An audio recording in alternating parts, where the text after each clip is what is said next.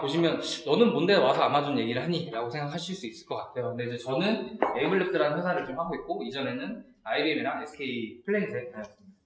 실무가 있었고요. 현재 지금 인공지능 스타트업을 하고 있습니다. 네. 아마존 얘기를 먼저 말씀을 드리면, 아마존에 대해서는 칼럼을 2015년부터 기고를 하고 있습니다. 언론사나 제 브런치나 여러 곳에 지금 기고를 하고 있고요. 아마존 관련한 강의, 기업 강의도 했었고, 아마존 이노베이션이라는 이 책이 있습니다. 여기 책이 있는데, 아마존의 특허 5,000건을 추려서 분석해서 40건만 추려서 재밌는 것만 이 책에 담았습니다. 인사이트를 넣은 책이고요. 이 내용이 이제 실물로도 있지만, 뽀린이라는 컨텐츠 요즘 아마 많이 보실 것 같은데, 거기에도 온라인 버전으로 지금 이 아마존 컨텐츠가 올라가 있습니다. 그래서 기업 강의 많이 했었고요. 이 그래프는 어떤 그래프일까요? 네, 아마존 주가.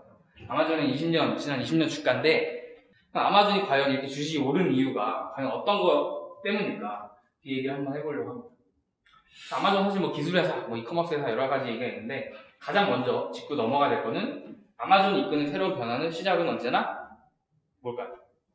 네, 맞습니다. 고객입니다. 네. 아마존은 항상 고객을 얘기합니다. 근데 이 얘기를 하면 모든 기업 강연에서 얘기를 하세요. 그거 우리도 하고 있는 거다. 고객이 중요한 건 너무나 다 잘 알고 있다. 어떻게 해야 되냐, 어떻게 고객이 집중해야 되냐, 이런 얘기를 많이 하세요.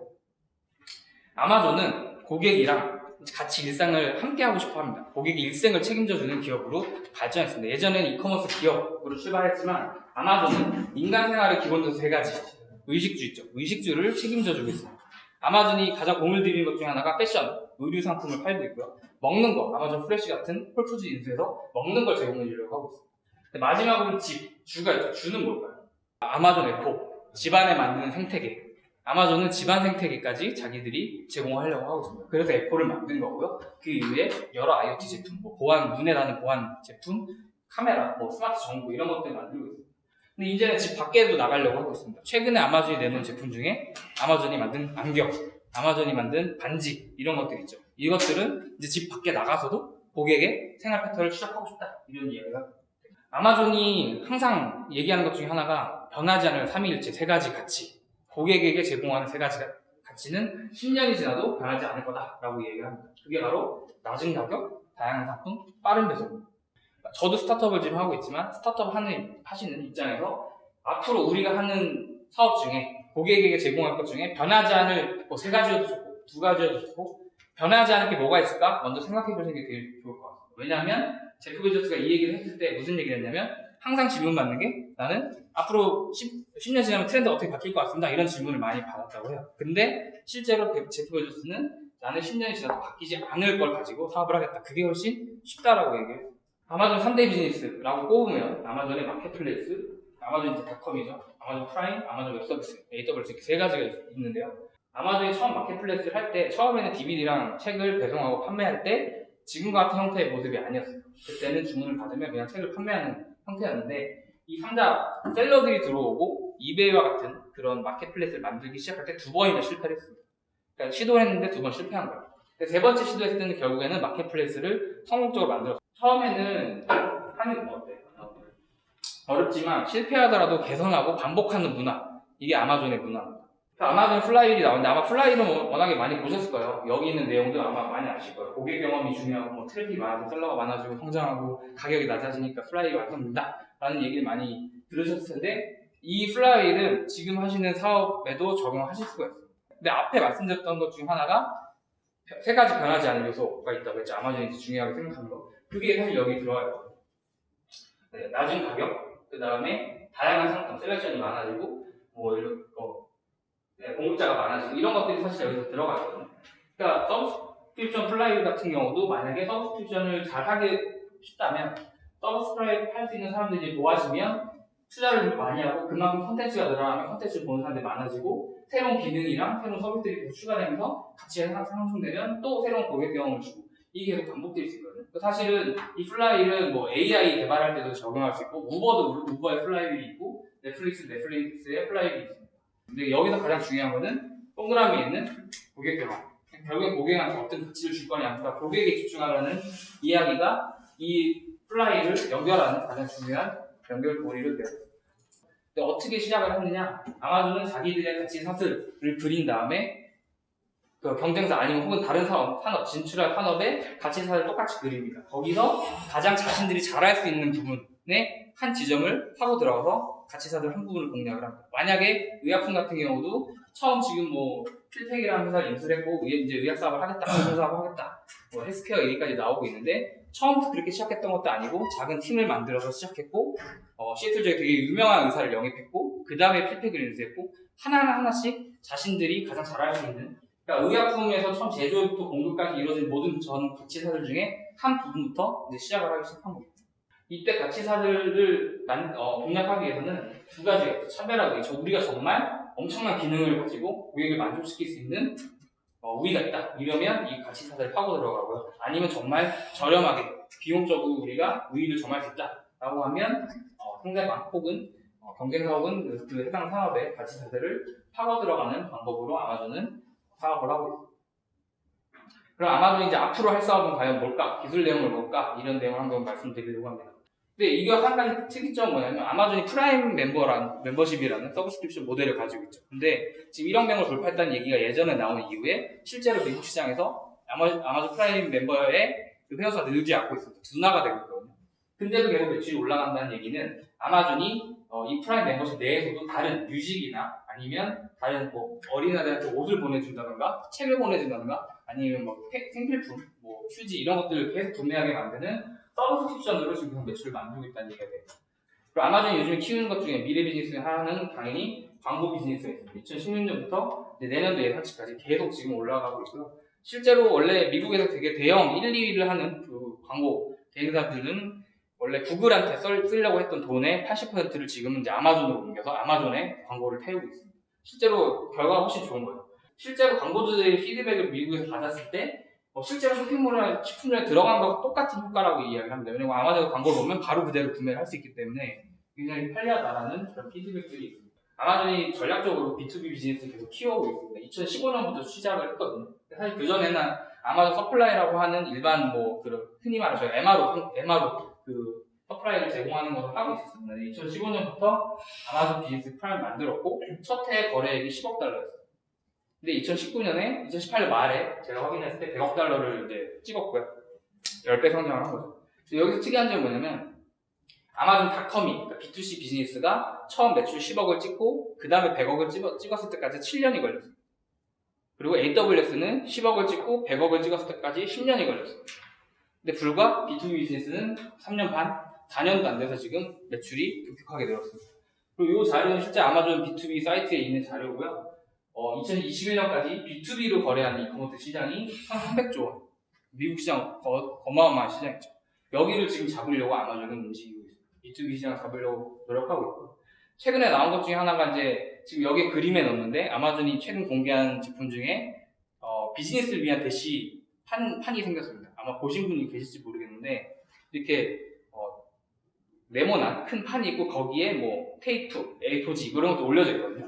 그게 만약에 누군가한테 사용을 하면 그 무게가 줄어들잖아요. 그걸 감지해서 자동으로 주문해서 서플라이를 채워주는 그 기기를 최근에 내놨습니다. 되게 재밌는 거 뭐냐면 예전 사진 혹시 제프 베조스 어릴 때가 아니거든요. 초기 창업 시절의 사진 보시면 되게 삐쩍 마르고 되게 왜소해요. 근데 지금 보시면 되게 몸도 되게 좋고 막 이렇게 근육질이잖아요. 이게 왜 몸을 키웠는지 혹시 아시나요? 우주에 자기가 가고 싶어서. 네. 실제로 아마존 임원과 들은 얘기고 물어봤더니 제프 베조스가 몸을 트레이닝을 열심히 하는 이유는 자기가 우주에 일론 머스크보다 먼저 가려고. 근데 뭐 아시겠지만 클라우드가 인공지능 클라우드에 연결이 되어야 하고 빅데이터도 사실 클라우드에 연결해야 되고 클라우드는 어떻게 보면 데이터나 인공지능 담는 그릇이라고 볼 수 있는데 아마존이 뭐 개인한테 추천하는 서비스도 내놓고요. 어제 나왔죠. 어제 리이벤트에서 이런 이상한 건반, 음악 만들어주는, 반주 만들어주는 딥 컴포저라는 걸 만들었죠. 그렇게 대단한 거 아니다. BBC 같은 경우는 이걸 보더니 듣더니 굉장히 사운드가 테러블하다 뭐 이런 이제 기사를 내기도 했어요. 1, 2, 3, 4. I wrote a song with a robot in Vegas. Now I'm a brain in a jar. Started a band with some robots in Vegas. One could play the MIDI guitar. We had some hits and we got pretty famous. Finally I made up my mind to sell out the humans and stay with the band. Leave my body behind. 아마존은 고객이 원하는 인프라나 옵션들을 제공해주고 있어요. AWS 통해서. 그래서 아마존은 인공지능과 데이터를 활용할 수 있는 판을 깔아주는 역할을 합니다. 자꾸 3자 서비스, 개발자를 오픈해서 만들어주는 거 하고, 아마존의 전략은 우리는 그냥 인공지능이나 클라우드로 사람들이 할 수 있게 도와주겠다. 이런 지금의 아마존을 만든 가장 전 1등 공신, 이게 다른 컨퍼런스에서 제가 항상 말씀드리는데 최고의 아이디어는 원클릭 특허입니다. 원클릭 특허. 지금 쿠팡 같은 데나 가봐서 결제하시면 바로 누르면 바로 결제되고, 뭐 네이버 페이도 비밀번호는 바로 결제되잖아요. 이걸 아마존이 20년 전에 이 특허를 처음 냈습니다. 이 특허로 20년 동안 굉장한 로열티를 받았습니다. 특히 앱들의 그 뮤직 스토어인가요? 그 갑자기 이름이 생각나는 앱 스토어인가요? 거기서 원클릭 결제가 있거든요. 그게 아마존의 로열티를 가져가서 이걸 쓴 겁니다. 그러니까 아마존의 굉장한 1등 공신들, 지금까지 아마존 다른 경쟁자는 10단계, 8단계 클릭을 거쳐서 결제를 해야 되는데 한 번에 그냥 결제하게 만든 이 특허로 아마존이 성장했다고 사실 과언이 아닙니다. 제가 말씀드린 이유 중에 하나는 사실 아이디어를 가지고 어떻게 구체화시키느냐, 이건 이제 특허로 만드는데, 특허를 만들게 되면 20년 동안 보호가 됩니다. 그러니까 이거를 가지고 특허 회피도 하기도 하죠. 근데 결국은 이 하나의 잘 나온 아이디어로 20년 동안 굉장히 큰 소득을 얻었던 거죠. 제가 아까 말씀드린 것처럼 5,000건의 특허를 제가 따로 5년 동안 봤는데, 아마존이 하루에 평균 특허를 3.3건을 냅니다. 어마어마한 수거예요, 사실은. 물론 IBM, 구글 이런 데도 특허를 내는데 AWS에서만 나오는 특허로만 하루에 3개가 넘습니다. 어마어마한 특허가 나오고 있고, 사실 특허도 공개되기 전에 내는 건 훨씬 많기 때문에 더 많을 수도 있습니다. 되게 비행선 같은 녀석이 떠 있고요. 지상에 물류 창고가 있습니다. 비행선에 물품을 실어서 하늘을 떠다니면서 저기서 드론이 나와서 물품을 배송해 줍니다. 그러니까 아마 남자분들 스타크래프트 좋아하는 캐리어 생각하시면 될 것 같아요. 캐리어가 나와서 물을 쫙 뿌리듯이, 실제로 이 영상이 얼마 전에 작년인가요? 나왔었죠? 네, 이걸 누가 일본에 있는 분이 디자인을 만들었는데, 이 영상 보시면 밑에 드론이 정말 나옵니다. 나와서 막 이렇게 배송하는 장면이 나오거든요. 근데 아마존은 이거를 만든 게 그냥 만든 게 아니에요. 실제로 할 생각으로 만든 겁니다. 그래서 물류센터 이동하면서 배송하면 더 빠르지 않을까? 이런 생각을 드론이랑 연결한 거죠. 아마존이 가장 많이 하는 것 중에 하나가 드론입니다. 이거 뭘까요? 어떻게, 뭐처럼 보이세요? 네? 가로등? 네, 가로등. 네. 정답입니다. 네.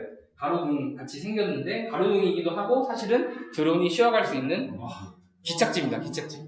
그러니까 도심에서 배송하게 되면 아시겠지만 드론 배터리가 굉장히 낮잖아요. 아직까지 멀리 못 가기 때문에 중간에 쉬어서 충전하고 가는 형태입니다. 그래서 이게 실제로 그림도 있어요. 여기 밑에는 가로등이고요. 미국 이제 주택이죠. 와서 여기 앉아서 충전하고 다시 가고, 이 특허의 다른 내용을 보면 밑으로 지상으로 물품을 떨굴 수도 있습니다. 떨구면 거기에 있는 차량이 그 물품을 받아서 가는 것도 있습니다. 근데 아마존이 꿈꾸는 건 사람이 와서 물건 받아가는 게 아니라 무인차가 와서 대기하고 있다가 누가 떨어지면 10분 알아서 자율주행 배송으로 가는 그 그림을 아마존이 생각을 하고 있어요. 이거는 벌써 그림 나왔는데, 이 특허가 실제로 아마존이 이게 스카우트라고 하는 자율 배송 로봇이거든요. 이거 언론에 되게 많이 나왔는데, 이 특허가 2016년에 있었거든요. 그러니까 아마존이 미리 이거를 만들어놨는데, 저는 이게 실제로 나올 줄 몰랐어요. 나올 줄 몰랐지만 이 내용을 보고 굉장히 신박하다 해서 이 내용을 이 책에 담았는데, 이게 실제로 공개가 됐습니다. 나왔습니다. 물론 이것도 아마존 혼자 만든 건 아니고, 만들다가 중간에 이 관련한 스타트업을 인수했습니다. 그래서 그 기술을 합쳐서 이제 만든 건데요. 재미있는 거는 아마존 이걸 이제 배송을 하기 시작하죠. 여기 냉장고 있는 게 있어. 신선식품도 배송할 수 있습니다. 아마존 이제 결제, 대출, 보험 이런 금융 쪽으로 가고 싶어 합니다. 아마존 뱅크가 만들어질 수도 있고요. 물론 아닐 수도 있습니다. 사실은 은행을 만드는 건 미국에서 굉장히 어려운 일이고, 아마 스타벅스도 잘 아시겠지만 스타벅스 예치되어 있는 포인트 금액, 수수बैंक 금액 굉장히 많잖아요. 근데 사실은 스타벅스도 자기들이 은행이 되기 싫어서, 은행 관련된 법안을 피하기 싫어서 다른 데 돈을 맡겨두고 있거든요. 그 충전된 금액들을. 그러니까 아마도 사실은 은행이 되기까지는 사실 쉽지는 않습니다. 근데 협력을 하고 있죠. JP모건이나 회사들이랑 협력을 하고 있고, 지금 이미 아마존 결제에 좀 편하게 만드는 페이코드나 아마존 랜딩, 아까 3자 셀러들한테 돈을 빌려주는 랜딩, 대출 이런 것도 이미 하고는 있습니다. 결국에 아마존이 은행업으로 갈지까지는 사실은 쉽진 않아 보이지만, 이런 금융, 사실 이커머스랑 뺄 수가 없기 때문에 결제는 그쪽 일을 하고 있고, 블록체인도 나중에 결국에 하지 않을까 싶긴 합니다. 그리고 사실은 아마존이 하는 것 중에 가장 핵심적인 거는 이 헬스케어, 의약품 쪽입니다. 개인건강 데이터를 수집하는 목적으로 이 사업을 지금 하고 있고요. 가장 중요한 거는 결국 의약품을 빨리 받아요, 늦게 받아요, 이런 게 중요한 게 아니라, 아마존은 이 아마존 프라임 고객의 건강 상태가 어떤지 정확하게 알고 싶어 합니다. 그러니까 아마존 에코가 최근에 드러난 기능 중에 하나가, 아마존 고객이 말을 하는데 기침을 한다. 이 사람 감기 기운이 있는, 이거를 이제 인공지능으로 인식을 하는 기능을 만들었거든요. 그러니까 아마존 결국에는 아마존 프라임 고객이 우리 고객이 어디가 아픈지 어디가 몸에 안 좋은지를 다 파악해서 그거에 맞는 건강식품, 건강보조제, 뭐 운동기구 이런 걸 추천하려고 하는 거죠. 일단 이커머스에서. 그리고 나면 에코를 통해서 원격 의료까지 나중에는 할 생각을 하고 있습니다. 그래서 실제로는 헬빈이라는 회사를 만들었죠. 버크셔 해서웨이, 워렌 버핏 회사랑 보험회사랑 같이 JP모건이랑 이런 건강 회사를 만들었고 보험회사를 만들었고 실제로 지금 100만 명, 세계 회사의 직원 100만 명 정도 되거든요. 아마존이 75만 명이고 다 합치면 100만 명 정도 되는데 100만 명에 대한 의료보험 서비스를 이제 시작을 하려고 하고 있어요. 아마존이 또 눈독에 들이는 것 중에 하나가 오프라인에 계속 가고 싶어 하기 때문에 부동산이나 사무실 이런 공간으로 계속 가고 싶어 합니다. 아까 처음 말씀드린 것처럼 집에 대한 그런 생태계 구현을 했다면 이제는 오피스까지 진출하고 직접 뭐 집을 중개를 하거나 이런 서비스까지 하고 있습니다. 실제로 리얼터 서비스를 하고 있고요, 미국에서.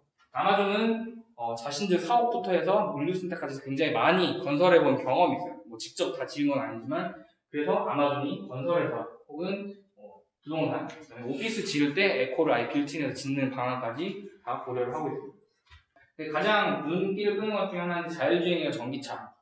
리비안 같은 그런 전기차 회사에 7억 달러, 그러니까 한 8천억 정도를 지금 투자를 또 했고 전기차 10만 대 주문하고 결국 제프 베조스가 그리는 그림은 미래의 물류는 DHL 이런 데랑 안 하겠다, 우체국이랑 안 하겠다. 우리가 그냥 물류에서 차려서 하겠다라는 생각을 하고 있는 겁니다. 실제 비행기를 계속 들이오고 있고요. 근데 하나 더 나아가면 아마존이 꿈꾸는 미래의 물류 배송은 사람이 운전하는 트럭, 비행기 이게 아니라 결국에는 드론, 무인 자동차가 하는 무인 물류 회사를 꿈꾸고 있어요. 지금까지 말씀드린 내용을 이제 간략하게 정리를 드리면, 그러니까 새로운 변화는 항상 이제 고객으로부터 시작하는 거예요. 아마존은 항상 고객 외치는데 정말 고객에 대한 여러 가지 사례들이 있거든요. 오늘 시간이 다 말씀을 드리지만 왜 고객에 집중하고 왜 우리의 사업은 고객으로부터 시작하는지, 고객의 목소리를 듣는지 이런 것들도 이 아마존의 새로운 변화는 시작이 됩니다. 그리고 실패를 기반으로 반복하고요. 아까 말씀드린 것처럼 가치사들의 한국에 공략해서 사업을 계속 확장해 나갑니다. 그래서 사업을 하시면서 지금 하시고 있는 사업의 가치사들을 한번 그리셔서 만드시는 것도 생각해보시면 좋은 것 같고요. 결국엔 고객, 아이디어, 아까 말씀드린 기술 이 세 가지가 이루어져서 아마존이 계속 변화하고 있습니다. 그러니까 지금 만드는 아이디어, 사소한 아이디어 하나라도 나중에 특허로 만들면 앞으로 20년 동안 보호가 되고 이게 우리 사업에 어떤 영향을 줄지 모릅니다. 아마존은 그 생각을 가지고 지금도 특허를 열심히 만들어내고 있습니다. 아마존의 물류센터에 가면 이 표가 있거든요. 열심히 일하고 즐거움을 찾고 역사를 만들자. 이 얘기를 항상 마지막에 드리는데 지금 하시고 있는 스타트업 사업 아니면 그냥 다른 일반 사업에서 이런 즐거움을 한번 찾아서 역사를 만드셨으면 좋겠습니다. 감사합니다. 혹시 여기 유플러스 가입자 혹시 쓰고 계신 분? 예. 그 중에 5G 쓰세요? 아무도 안 쓰죠? 그래서 준비를 했습니다. 그래서 광고는 많이 했으나 심지어 유플러스 가입자도 모르는 5G를 쓰시는 분들도 잘 안 쓰는 저희가 5G를 준비하면서 준비한 여러 가지 서비스를 잠깐 좀 소개를 해드리도록 하겠습니다.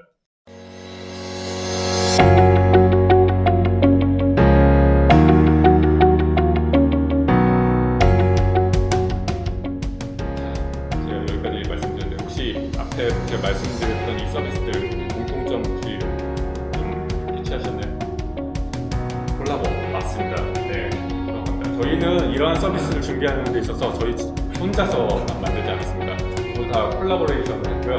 다 그 서비스마다 파트너사들이 있습니다. 그래서 그 서비스에 맞는 최신 기술, 가장 최고의 기술, 그 다음에 콘텐츠 기술, 그 다음에 서비스를 가진 그런 업체들과 함께 했습니다. 모든 여러분들이 사용하시는 어떤 플랫폼이라든지 서비스는 다 온라인에 기본 요소가 되어 있고요. 또 여러분들 다 온라인에 접속이 되고 계시고요. 그래서 여러분들이 진행하시는 사업들이 이런 온라인으로 갖춰져 있는데 이런 것들을 넓게 퍼뜨리려면은 통신사의 역할이 중요할 수 있다는 생각을 합니다. 다시 말해 저희는 되게 많은 인프라를 갖고 있거든요. 단순히 그냥 통신 인프라가 아니라요. 저희 지금도 굉장히 많이 있습니다. 일단 저희 가입자가 지금 현재 한 370만 명이 됩니다.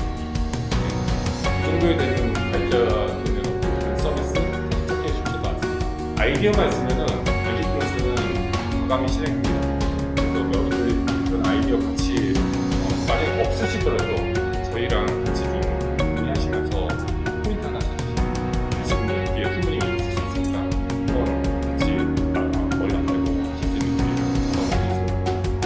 이제 오늘 이벤트 좀 어느 정도 마무리를 하려고 하는데